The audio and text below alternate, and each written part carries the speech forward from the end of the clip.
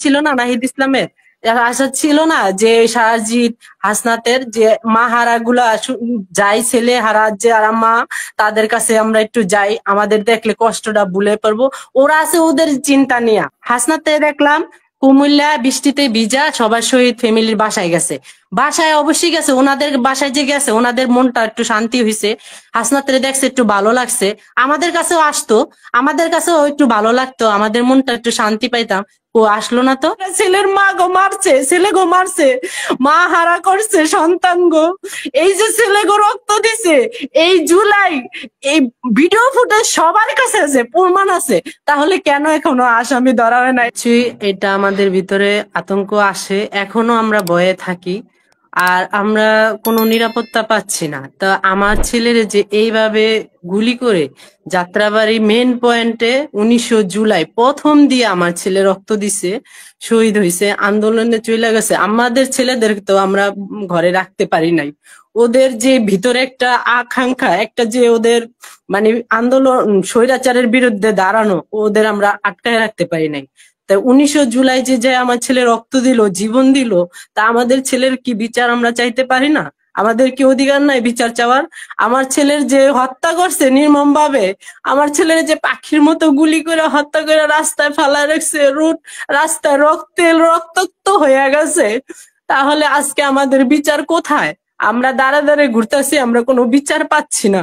আর আজকে বললেন যে আতঙ্ক, আর জুলাই শনাক্ত যদি না দেয়, তাহলে তো আমাদের মনে হয় যে আমাদের ছেলেরা কিসের জন্য আজকে দেশে এই আত্মত্যাগ করলো, রক্ত দিল, আর আজকে জুলাই শনাক্ত পাচ্ছে না, তারপর আমরা শহীদের কোনো ইয়েই পাচ্ছি না। এই যে বললো হাসনাত, নাহিদ ইসলাম, তা ওনাদের কি উচিত ছিল না আমাদের এই একটা ঈদ গেল, রোজার ঈদ, একটা কুরবানি ঈদ, ওনাদের আসা উচিত ছিল না? 800 শহীদ ফ্যামিলি ম্যাডাম, 800 শহীদ ফ্যামিলির কাছে আসতে ওনাদের কতক্ষণ সময় লাগে?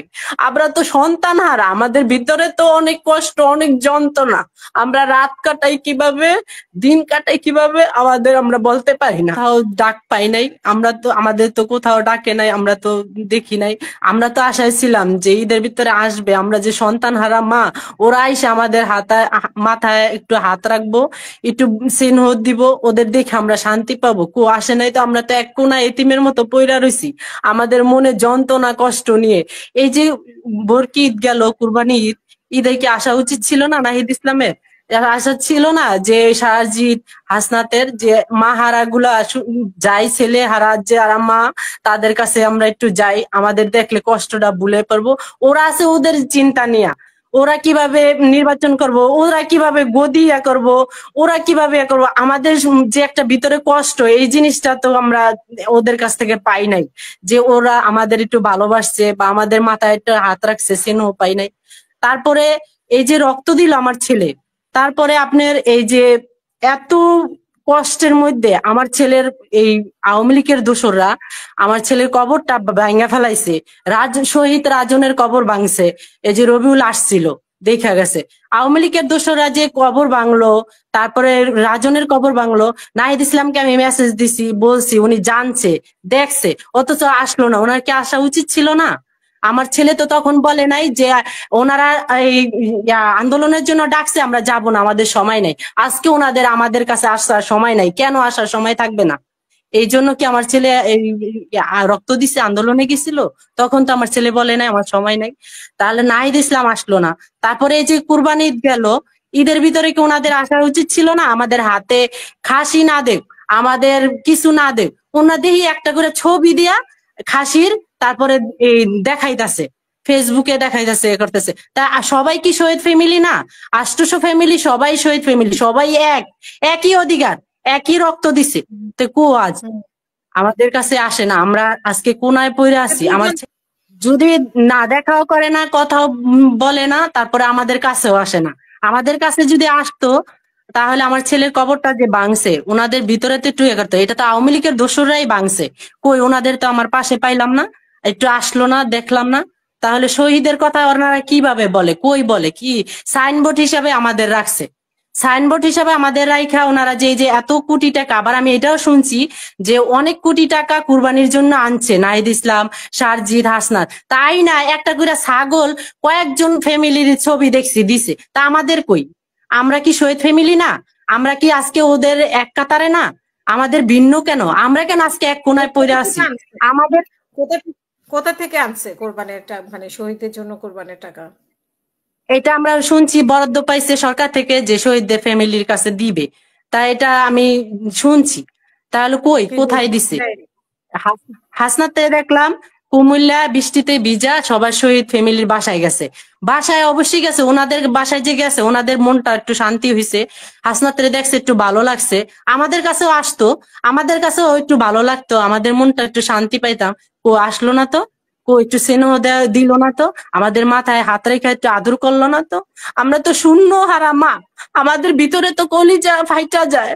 তাহলে আজকে বলে শহীদ শহীদ, শহীদের ফ্যামিলির পাশে আমরা দাঁড়াইছি, শহীদের কাছে আমরা আছি, শহীদের দুঃখ দুর্দশা আমরা দেখছি, কই? আমরা তো দেখি না। আমাদের পাশে দাঁড়াইছে, আমরা তো দেখি না। আমাদের দুঃখের পাশে দুঃখ মিলাইয়া দাঁড়াইছে, আমাদের কাছে আসছে, আসে নাই, খবর নেয় নাই। আমরা এতিমের মতো এক কোনায় কেরানীগঞ্জে পইরা আছি, আমাদের খবর নেওয়ার ওদের সময় নেই। আজকে কেন এই কথা বলো? আর আজকে কেন তোমরা আসো না? কেন তোমরা খবর লো না? তাহলে শহীদের পাশে কই দাঁড়াইলা? শহীদ ফ্যামিলির পাশে কই? কি অবস্থায়? এখন আমরা আতঙ্কেতে আছি, জুলাই সনদ যদি না দেয় সামনে কি হবে ম্যাডাম? যে আমরা স্বৈরাচার, আমরা রাজাকার, এরকম মনে হইতাছে যে আমাদের সামনে এই অবস্থা আসবে। যদি জুলাই সনদ না দেয়, যদি শহীদের ইয়া না হয়, তাহলে আমাদের এরকম পরিচয় আসবে, আমরা এটা মনে করতেছি। আর ভয়ে আছি, আতঙ্কতে আছি। তাহলে আজকে এটা আমরা থাকবো কেন? আজকে বিচার পাই না, আজকে আমরা এই মামলা কইরা আমরা নিজেরাই আতঙ্কতেছি। আমাদের কোনো আসামি ধরা হচ্ছে না, আমাদের কোনো আসামির কাছে ইয়ে করতেছে। আয়ুর কাছে বললে বলে কি যে আপনি আসামির ঠিকানা দেন, নাম দেন। তাহলে আমি যদি ঠিকানা দিব, তাহলে আয়ুরে কেন মামলাটা দেওয়া হলো দায়িত্ব? কোনো একটা আসামি ধরে না, কোনো একটা আসামির বাসায় যায় না। আজকে কত মাস হলো? 8-9 মাস হলো, আমরা কোনো বিচার পাই না।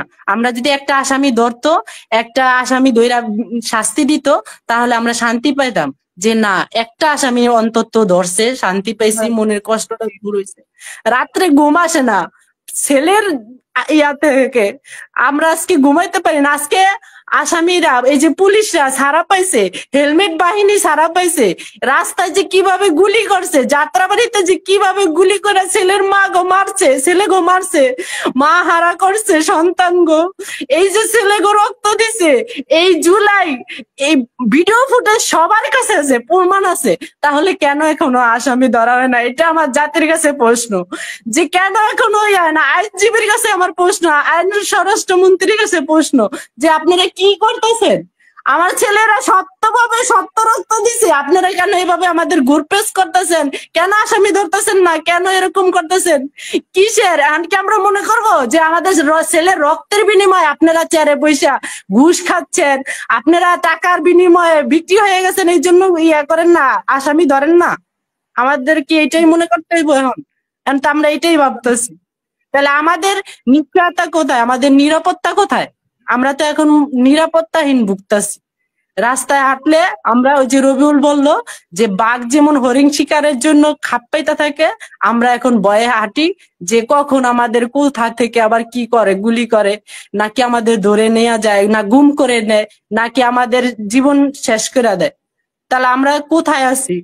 কি পাচ্ছি আমরা? কিছু না। তাহলে আজকে নাহিদ ইসলাম, আজকে হাসনাত, আজকে সারজিৎ, তোমরা আন্দোলন ডাক দিলা, তোমাদের আন্দোলনের ডাকে আমার ছেলেরা বাহিরে আসলো, তোমরা কোথায় শহীদ ফ্যামিলির পাশে দাঁড়াইলা? কোথায় আমাদের কষ্টটা বুঝলা? কোনো তো আসলা না, বুঝলা না, যন্ত্রণাটা দেখলা না।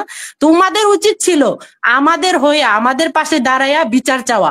তোমাদের বিচার, এই 24শে জুলাই যে ছেলেরা শহীদ হয়েছে, অগপক্ষ, আমাদের পক্ষ হইয়া ওদের বিচারটা চাওয়া।